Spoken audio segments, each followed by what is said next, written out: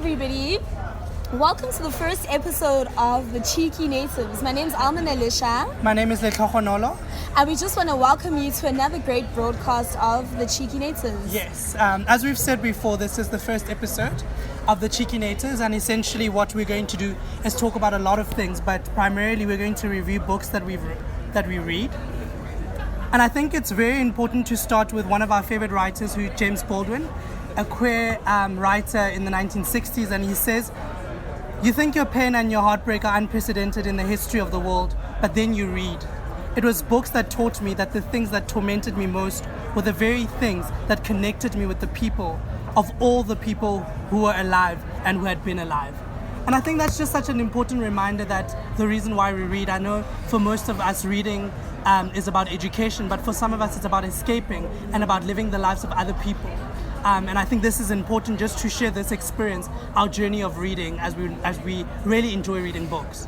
So with that being said, firstly, yes, what an introduction. Of course, it would be great that we choose James Baldwin to open today's very first episode. And with that in mind, the book we're going to be reviewing is Under the Udala Trees by Chinelo Okparanta. I've wanted to get this book since I first read the reviews, and I have to say this book has not disappointed. Yes, I agree with you. And I think also kudos to Nigerian writers and African writers.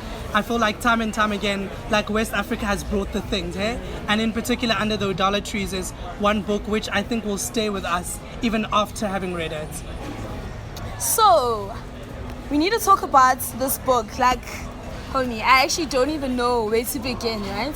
So just a quick synopsis about the book. Basically, Under the Udala Trees is about Ijeoma, who's a young girl. The book is set during the height of the Biafran War, and it talks about Ijeoma's coming of age. Now, without giving too many things away, this book is just such an interesting study in very unconventional relationships that I don't think get written about enough. I don't think that non-binary relationships, in particularly between women, get written about enough, right? Yes. So this is actually the first book that I've read about a love affair between two women, right?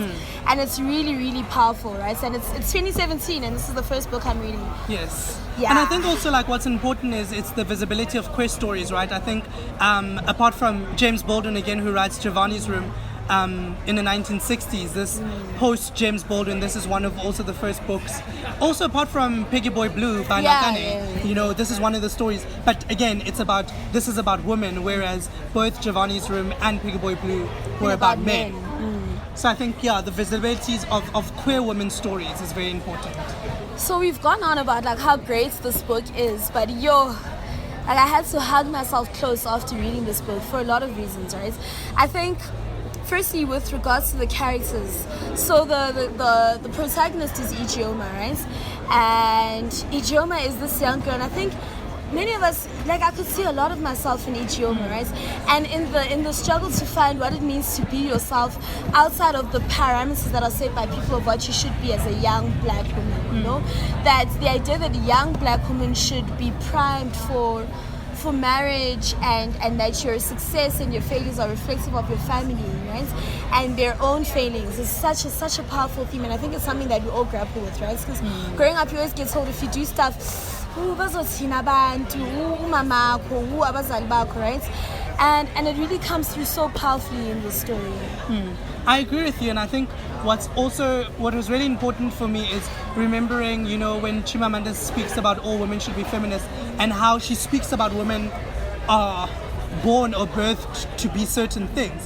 And I enjoyed this book because on the one hand it touches on that, how our parents, particularly for the girl child, what they do to the girl child about what they are supposed to be, what they're supposed to come to.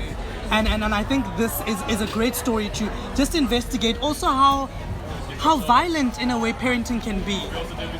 How violent parenting can be in our own life choices, and how African cultures in particular have been prohibitive for the expression of queer bodies. And I think speaking to the violence against the violence of parenting against people's identities, I think the scene where, so in the book, Ijeoma is a young girl. She's Igbo, and this is at the height of the Biafran War. and she falls in love with a house girl, right, Amina. And obviously you can imagine, this is in 1968, so you can imagine the sort of hullabaloo that surrounds this love affair, right? Which actually isn't even very much out in the open. I mean, outside of the school teacher, Amina, Ijeoma and her mother, nobody else knows about this, but this is still treated like the biggest secrets in the world, and the lengths to which they will go to avoid having anyone come out about it are actually quite terrifying. And it speaks to this idea that we're constantly policing people's identities when we feel that their identities are not conformative to what we expect them to be, you know. So the scene where Ijeoma's mother gets called to come to the school teacher's house because now the school teacher has discovered the affair, and I say that with like, you know, is frightening to me that you sit and you subject these two young girls to honestly what feels like a trial, you know, and they have to explain themselves, and all the repercussions that follow after that. It's like they're frightening. It makes me wonder how many people have gone through that whole, it seems like an exposition of their identities, you know. Yeah. No, and I agree with you, and I thought this scene was violent in particular, like how the school teacher entered the room and found them, right? And then like started beating them, you know, to be like, how dare you? And then it was one, they're from different tribes and different religions, so that was a problem, but also the fact that there were two girls who were enjoying each other and who were falling in love with each other. How dare they? And like this is also like substantiated by Ijeoma's mom when she comes and she's like, you know, it's because we didn't read the Bible enough. It's because I didn't do this. If your father was here, this wouldn't have happened, you know. And why are you doing this? Actually, why are you doing this? Why are you such an embarrassment? And the lens, like now the mom had to take Ijeoma back to where she had now reestablished herself after the war. And then what happened afterwards is like for months they would do Bible studies every day. And in the Bible studies, the mother would focus on this abomination. And every story led to this abomination, to be like, man shall not lay with another man as if with another woman. And it just continued to be like, that's the story. That is what you were supposed to get out of here. And even when she tried to question her mother about like the Bible, to be like, I'm sure that's not what the story said. The mother was like, how can you not see it? How can you not see that it's an abomination? But you know what's powerful for me, particularly in that, right? So at the end of the book, where she discusses how, you know, how religious Nigeria is as a country and how very religious many African societies and many African countries are, I thought it was very powerful that we see this young girl begin to question the Bible. I think many of us didn't question the Bible for a very, very long time because it was almost treated as an act of blasphemy. How dare you question? But it's powerful for me that here's Ijeoma using a tool that's being used to subjugate her, because her mom is saying that your identity is wrong for these very reasons, and here's the Bible, and turning that around and being like, but here's the inverse of what you're saying. So if this is true, then why did this happen? You know? Yes. And that was powerful for me. That was the idea that the unexamined life really just, it begets a lot of questions, like how do you not examine and how do you not question the things that you've been told? And for a very long time we've been told that you don't question, so certain things are not to be questioned. And how powerful that they would use something like religion, right, to really be like an example of how you have to, how you ought to question the things that people want to give to you as though they are unquestionable. Like nothing should be unquestionable, right? And if something is as firm and as true as people say that it is, why can it not be subjected to questioning, right? And it also speaks to the hypocrisy of people, right? That people want to use the Bible to condemn and to be violent against people when it's ideals that are against theirs, right? But when it comes to questioning their own ideals in light of the Bible and their own their own failings and mishaps, people are very, very shaky about doing that. No, that's very, true. very shaky about doing that. And that was powerful for me, like when they were doing the Bible, because I was horrified at her mother subjecting her to Bible lessons every day, every single day, right? It felt like an exorcism, right? It felt like her mother was. Well, I thought that for me it felt like that, and even for Ijeoma, when she thinks about it again, she was like, actually, it was a hard time because this lady, every day we would wake up and we would do this, and she'd be like, don't forget to read your Bible, and at the end, how it substantiates this exorcism. At the end, she's like, do you still think about her in that way? As if like it's such a horrific thing to do. Do you still think about her in that way? Like, I hope you don't think about her in that way anymore. And it made me wonder, reading this book made me wonder if her parents would have been as harsh with her. Honestly, just made me wonder if the parents would have been as horrified if that had been a boy that Ijeoma was with and not a girl. Would it have still been as big of an abomination and a crime against humanity, you know? I honestly don't think so. I think that there may have been some sense of shock, but it would have been, these kids have just been children, you know, like let's separate them and tell them not to do it again. But because it was two women or two girls doing this, it was like that much more. And I think also the context in which Nigeria is still in 2017, like it's just queer visibility. I mean, homosexuality has been criminalized in Nigeria. So you can imagine how much more so in the 1960s, where in the war, at the time of the war, like how much more it would have been. And you know, I always find it interesting to like reflect on I want to say the nuances, right? So at the end of the book, I mean, because Ijeoma's journey is intense, right? So she goes from being with Amina, doesn't work out with Amina, right? Amina then gets married. Yes. And for me, that was very, very powerful, you know? The scene where Amina got married, my heart sank, right? And it was like, here is this woman being forced to hide such a vital part of who she is in order to find acceptance and in order to find social acceptance. And a part of me initially felt like this was such a cop-out on Amina's part, right? And then I felt, how dare I, as a cis-het woman, ever judge the choices that people have to make in order to survive, right? Yes. In order to live, like. And you see as the book progresses why Amina's choice was, why I'm saying that this is a choice to live, right? Yes. And when that scene happened, my heart sank, right? Because everybody present there knew that this was not who Amina was or who she wanted. So when the school teacher's wife says to Ijeoma, you know, we have to just let some things go. I'm like, can you imagine the audacity of telling somebody that we have to let certain parts of our identities and ourselves go in order to be inherently conforming? who we are, right? So because I feel like, and that's the thing, it's like deny a part of who you are, you know, because that's just it. You can't be happy, so you have to just deny it. And in order to do that, you just have to marry off. Right? And the treatment of marriage as an achievement or as this panacea that cleanses all illnesses and all social ills, because they honestly behaved as though Amina getting married and even subsequently Ijeoma's marriage, right, was then going to be the erasure of all these unattractive things about them, right? And it speaks to the idea that even as a woman that you have not achieved or you've not reached the zenith of your achievements as a woman until a man has found you desirable enough to marry you. No, that's true, and I agree with you. And I think, like, I mean, when we go deeper into the book, I think what's really interesting is the relationship she now has subsequent to Amina, right? So here she is living her own life and meets another woman, Ndidi. And obviously first it's like a casual thing, you know, they suss each other out and they're like, yeah, whatever. And they have like this really intense relationship, because I feel like Ndidi was the only other woman that Ijeoma had been with in that way. And she describes like the scene of the first time that they were actually together, of how it empowered her. It made her come alive, that she felt the touch of another woman and that made her desirable. Like how powerful that is, that she, after being subjected to the marriage of Amina, the rejection of her parents, the exorcism, now finds love again, you know?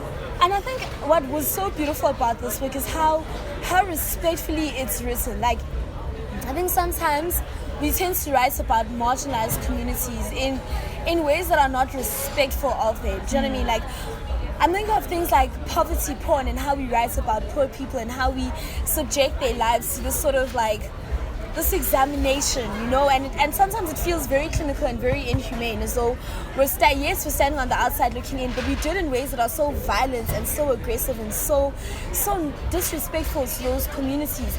And the way she writes about these relations is so beautiful. Like, she's respectful. Like, at no point am I like, ooh, honey, what are you doing? You know, it's very, very respectful.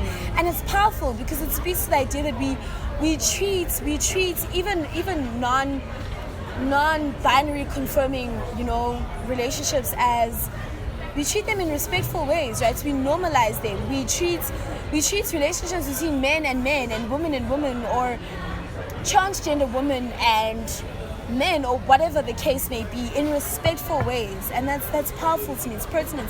It means we start to write about those relationships as though they are normal. Yes. So which they are, right? It's deconstructing like our cis normativity and heteronormativity, right?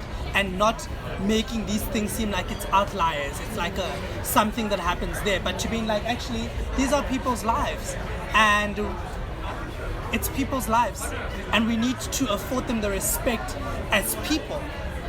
So I thought that was really important for me. I agree. I think the book though is really intense. I think it's really intense. Claps once, claps many times. I mean, I'm reminded of chapter 51, right? Chapter 51. Chapter 51 is like the deepest for me. She says here in chapter 51, which is like hectic.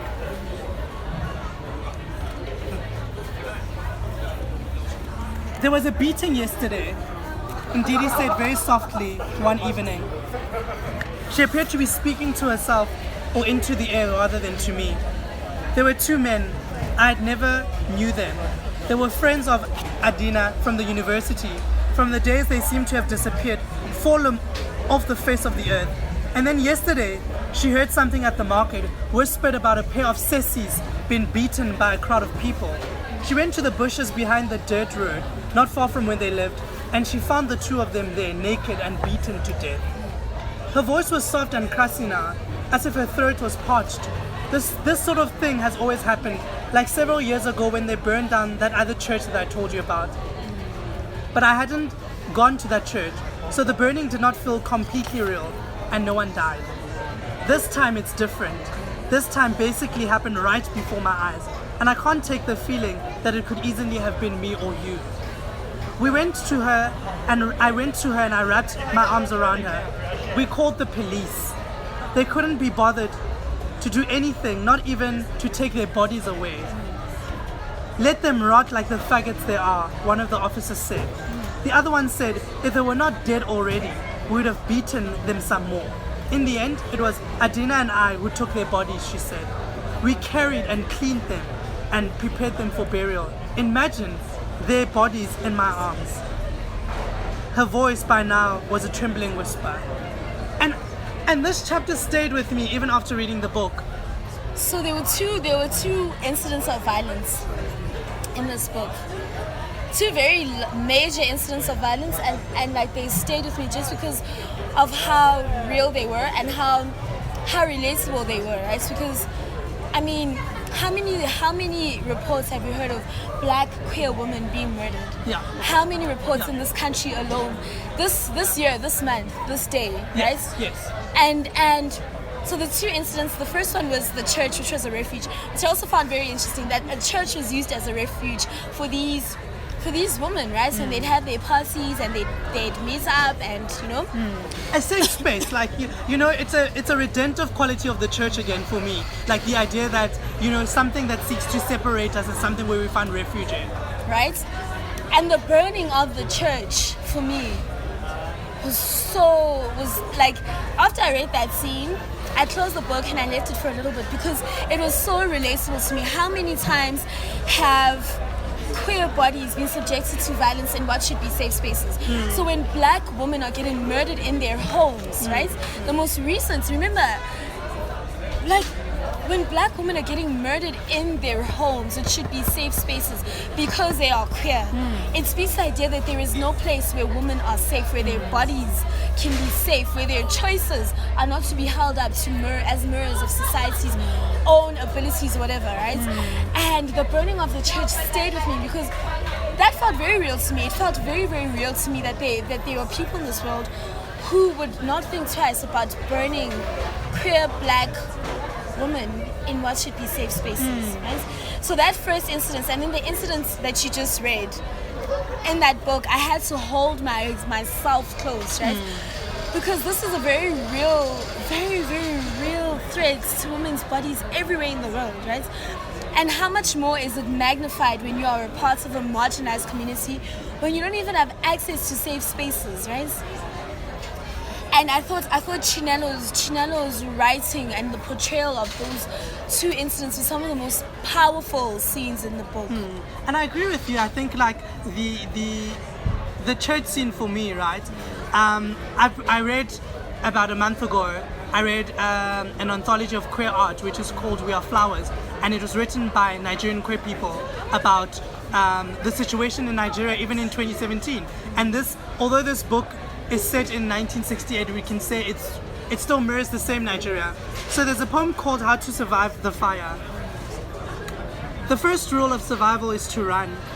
I tell you this because I understand how memories are flooding, drowning a lonely man. How the sight of a man burning in a park stays with you. His voice becomes yours at night. There is no boy hiding in my throat. I tell you the truth. My mouth is clean, but my tongues are cities where boys are beaten to death. Says Lagos, says Onitsha, says La Haifa. Says cities where the only freedom for a man who loves another man is to leave. I tell you this to understand my silence, to understand why I crawled into my voice. I do not want to die. There is nowhere safe in this city of mine, and songs of freedom are just what they are. You have to see nails drawing blood for a soiling head before you understand why God turned his face from Christ and whispered, run.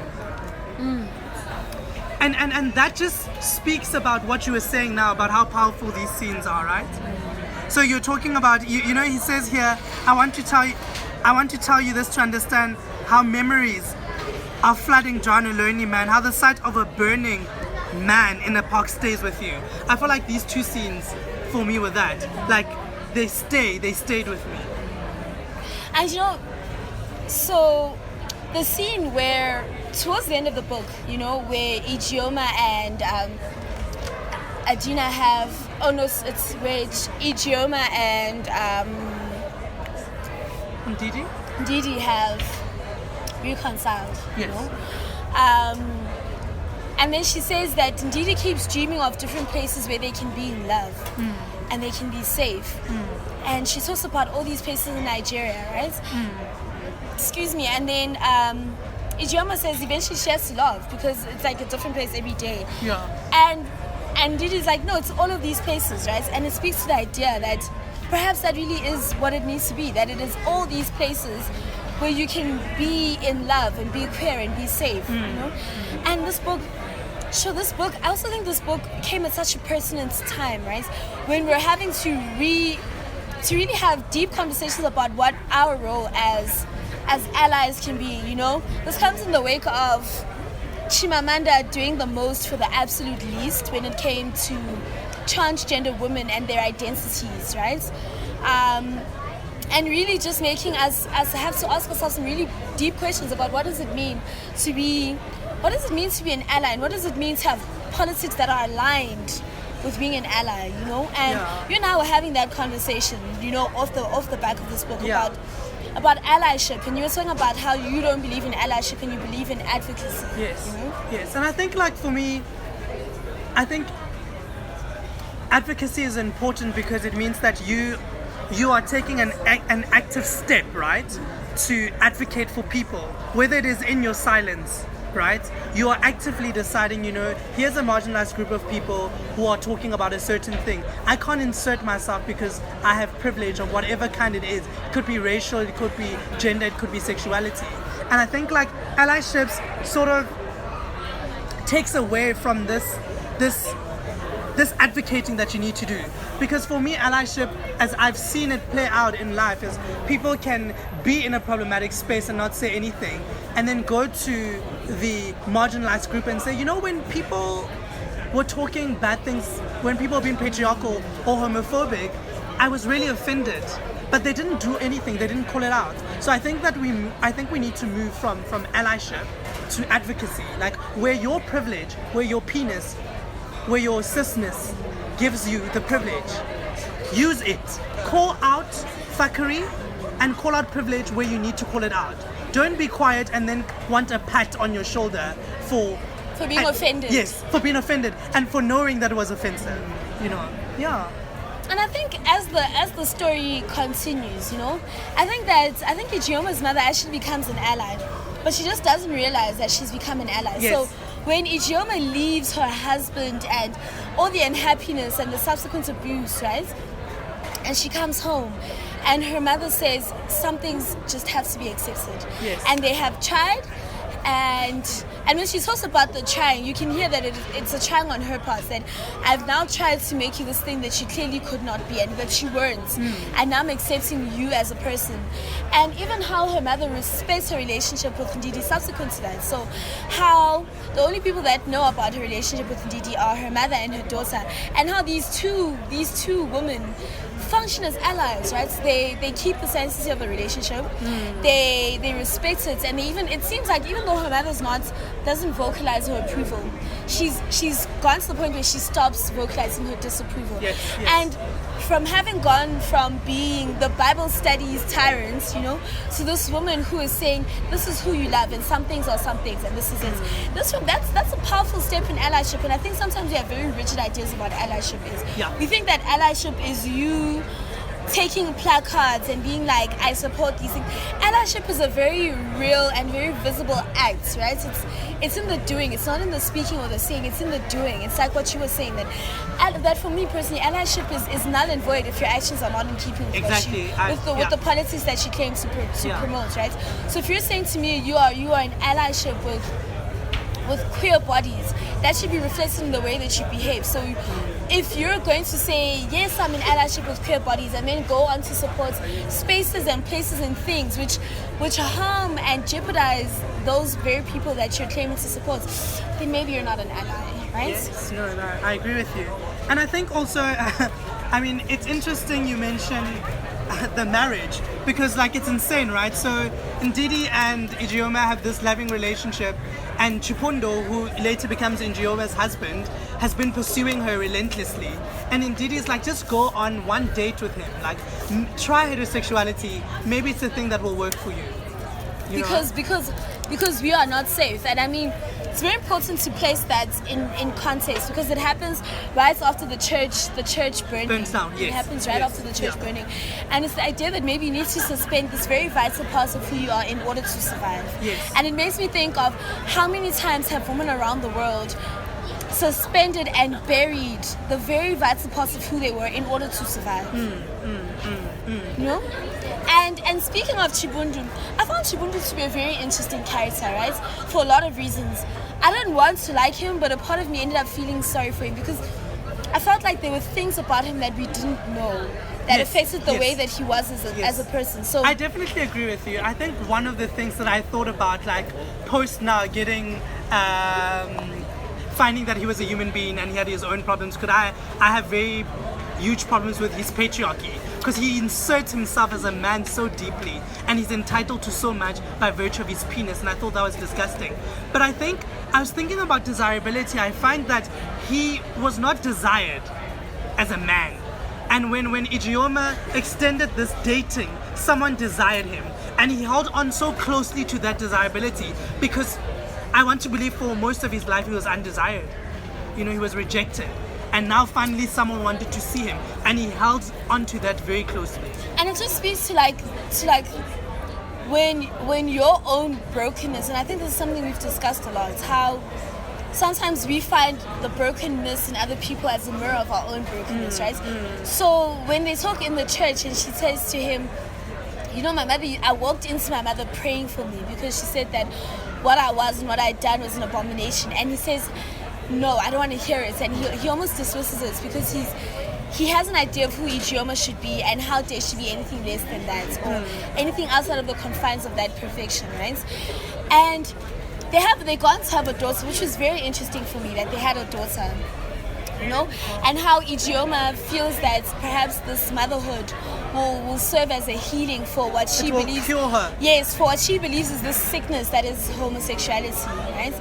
And sometimes I think even as a society we treat women's uteruses, right? And it even extends into the fight that people have over women's bodies and their reproductive rights, as though we treat women's uteruses as somehow a reflection of us as a society and as our morals, right? So when Ijeoma has that daughter, I found it so personal for a lot of reasons. When when she had her daughter, firstly, even the circumstances around her falling pregnant, she dreaded sleeping with her husband, right? But she was willing to subject herself to that because she felt that perhaps motherhood would be the cure. Yes. Right? So she has a daughter. This man then now insists that she has a son, you know? And I think we need to talk about that, right? Like how patriarchal he is, right? Because he starts buying these cars, these men gifts, and says to Ijeoma, babes, but we have to try. You know, if you fail, you must try again. And I'm particularly reminded of the scene in the bathroom where Ijeoma is bathing their daughter, Chidima, and he's bathing, and she says when she looks at him enter into the room, she sees this like sorry of a man just standing there. And it was then that she was like, you know what? I'm going to let myself be, and I'm just going to sleep with him, and we're going to try for this boy. And what's interesting about that is like this idea of like, I want to believe that sometimes sex in a heterosexual context is rape because it's not true consent, because Ijeoma was not consenting because of her own agency.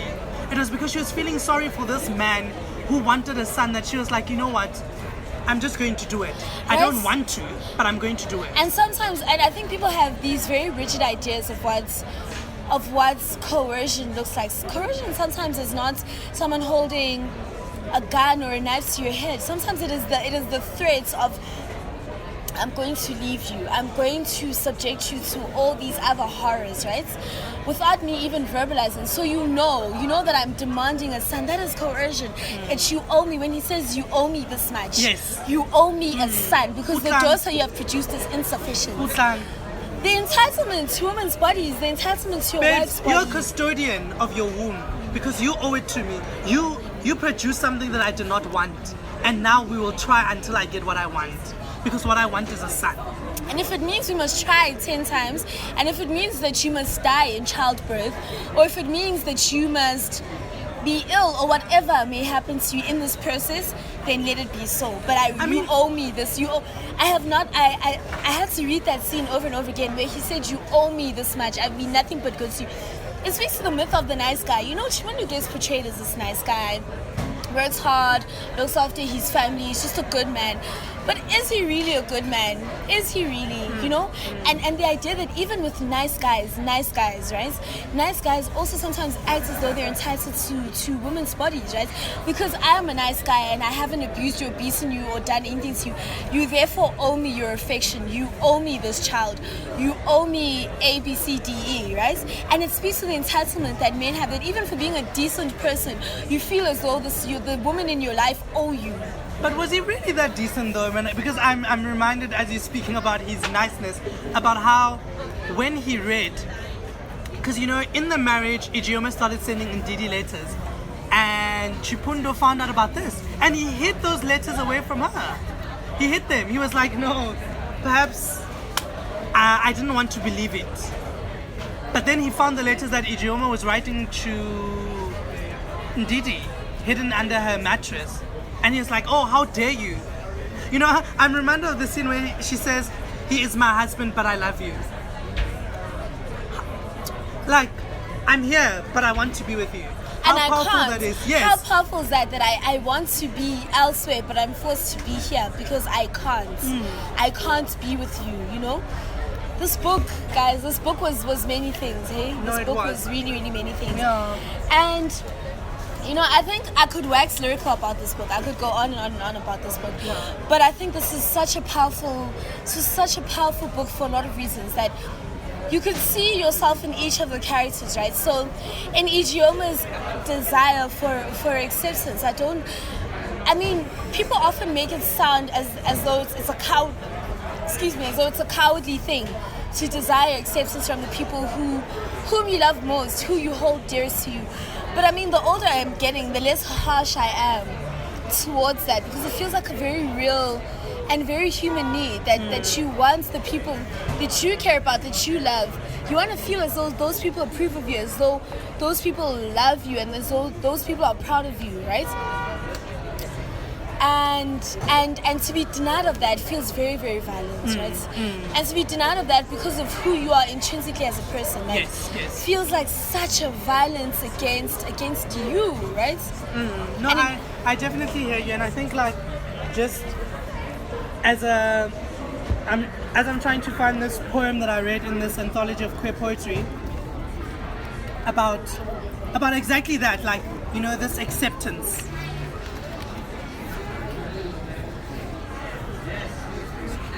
So I read this poem called Ghost. It says, "For boys who are beautiful in unmanly ways.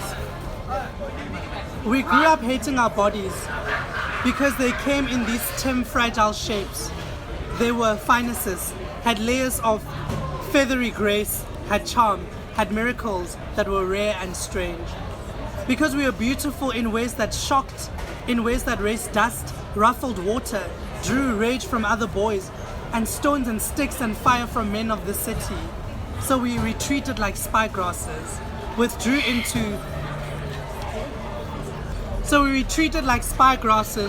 into buildings with dark rooms, smashing our bodies into walls and walls as mirrors, until we emerged, ghost, maroon, lost, broken." And this book was that for me. It was like such a deep reminder of where we are as society and where we need to be. You know, I feel like we haven't, heteronormativity and cisnormativity is still a thing for us. And we really need to work on our privilege.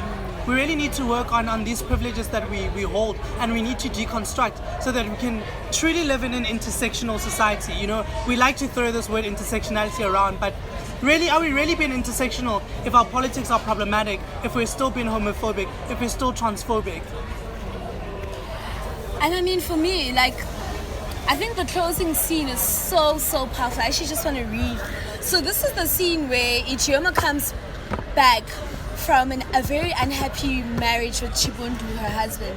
So she walks into her home, her mother's house, her daughter in hand, right?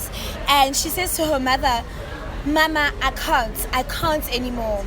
She stood there just looking at me. Finally, she lowered her eyelids. "Mama, I can't anymore," I blurted out. She stood there just looking at me. Finally, she lowered her eyelids out of what seemed to be disappointment. Her questioning look was no longer questioning. "Mama, I can't," I said again. "Mama, please let me in. I can't anymore with Chibundu." Mama lifted her eyes. She took Chidinma from my hands, carried her with one arm. I did not expect it when her other arm came around my shoulders. We walked together into the parlor and toward the sofa. The baby was making a valiant attempt at speaking, a series of babbling words. And Mama said, "It makes no sense to send you back this late at night." We'd been standing side by side, but she turned to look directly at me now. "All right," she said, "all right." This was an understanding. Discernment like tepid light. Very understated, but an understanding nonetheless. And now she began muttering to herself, "God who created you must have known what he did. Enough is enough." Who knows how long she'd been deliberating it this way. She cleared her throat and she finished. "Kaudo di, kandundi, let peace be, let life be." I thought that was so powerful. I think it was also the redemptive nature of this book, right? In the end, the mother was like, "Let peace be, let life be."